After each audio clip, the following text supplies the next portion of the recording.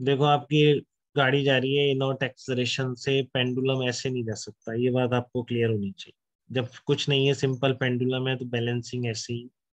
But एक uniform speed से कोई गाड़ी जा रही है, उसमें भी बैलेंसिंग ऐसे ही रहेगी। बट अगर ये एक्सेलरेट हो रही है, आपने एक्सेलरेटर दबा दिया कार का, ठीक है, तो ये वर्टिकली हैंगिंग पेंडुलम ऐसे नहीं रह सकता, इक्विलिब्रियम में रह ही नहीं सकता। क्यों?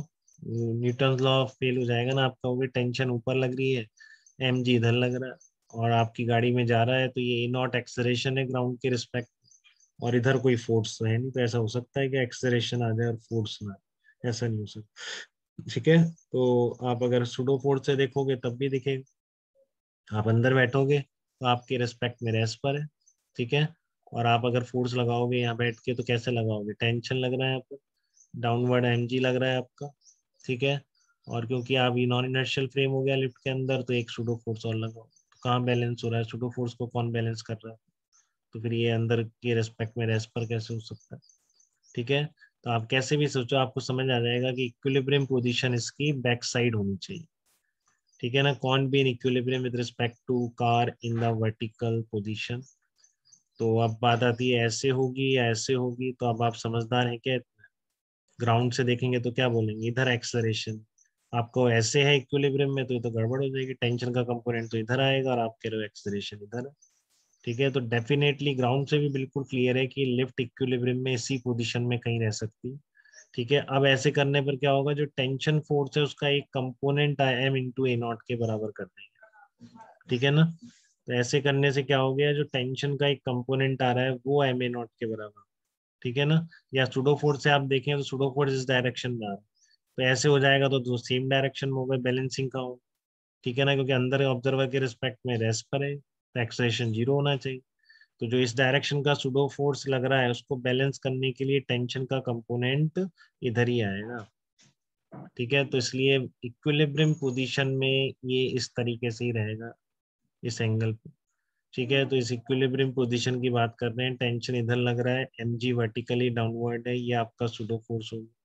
तो आप वर्टिकल डायरेक्शन में फोर्स बैलेंसिंग कर दो, T cos theta equals to m g, horizontal direction में कर दो T sine theta equals to m a naught, divide कर दो दोनों, तो टेन थीटा कितना आ जाएगा? A naught by g r, ठीक है ना। टेन थीटा कितना आ जाएगा? A naught by g r.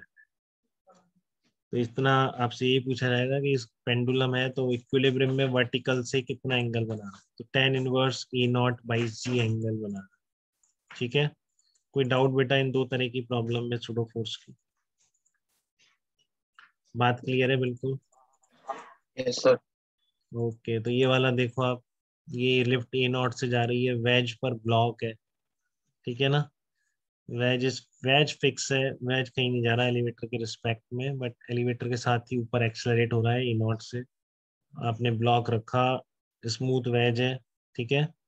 तो रखने के बाद ब्लॉक को acceleration of the block with respect to wedge कितना होगा ये बता, ठीक है ना। ग्राउंड के रिस्पेक्ट में भी बता सकते हैं, बट उसके लिए भी आप पहले वेज के रिस्पेक्ट में निकालेंगे, फिर बस वेज का वेक्टर ऐड कर देंगे, कोई दिक्कत नहीं, रिलेटिव इतना आता है सबको। ठीक है, अभी क्या है आपका कि जो वेज ऊपर ए नॉट से जा रहा है और इस पर आपने ब्लॉक रख दिया, तो अगर ए नॉट नहीं होता तो आपको पता है along the wedge g sine theta आता।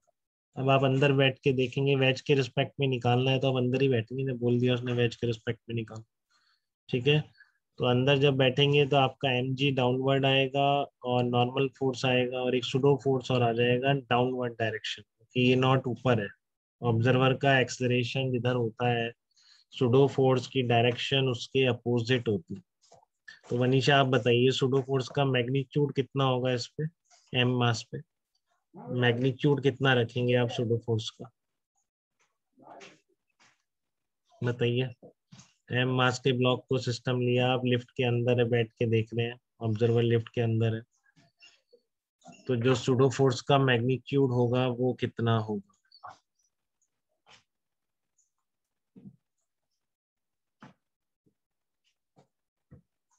क्या था फार्मूला बताइए? Mass of the system into acceleration of non inertial frame था।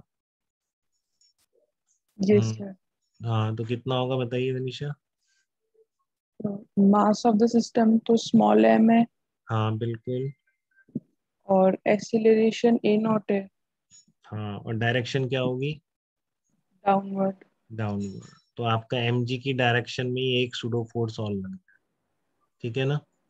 mg की डायरेक्शन में एक सूडो फोर्स और लग जाएगा बस, और एक नॉर्मल फोर्स है। तो आपका एफबीडी कंप्लीट हो गया, mg, सूडो फोर्स और नॉर्मल फोर्स वैज से कंप्लीट हो गया। तो आप देख लो कंपोनेंट इस तरीके से, तो इधर तो बैलेंस हो जाएगा ये, ठीक है ना? इस डायरेक्शन में मूव करें, ठीक है? तो क्या होगा, mg plus a naught sine theta is equal to m into a. तो m कट जाएगा, ये एक्सलेरेशन है, g plus a naught sine theta along the wedge है, ठीक है? एक्सलेरेशन आपका g plus a naught sine theta along the wedge निकल के आ गया। तो इन प्रॉब्लम्स में दो में किसी को डाउट बेटा इस तरह की, वेज वाली या पहले जो करी हमने, एक pendulum hanging in the accelerated car? तो बात क्लियर है आपको बिल्कुल ये चीजें? चलिए, वेरी गुड।